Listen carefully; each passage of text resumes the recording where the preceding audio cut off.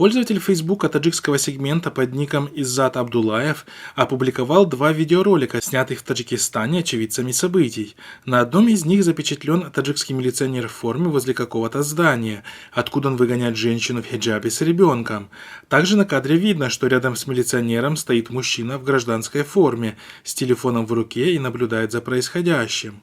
Второе видео также снято очевидцами, но уже в другом месте. Мужчина в гражданской форме пытается куда-то тащить женщину в хиджабе. Та, в свою очередь, сопротивляется. Оба инцидента вызвали бурю возмущений пользователей социальных сетей. Следует отметить, что такого рода незаконные облавы и задержания женщин в исламском одеянии в рамках борьбы с любым проявлением ислама и его ценностей периодически происходят в Таджикистане на протяжении последних 5 лет.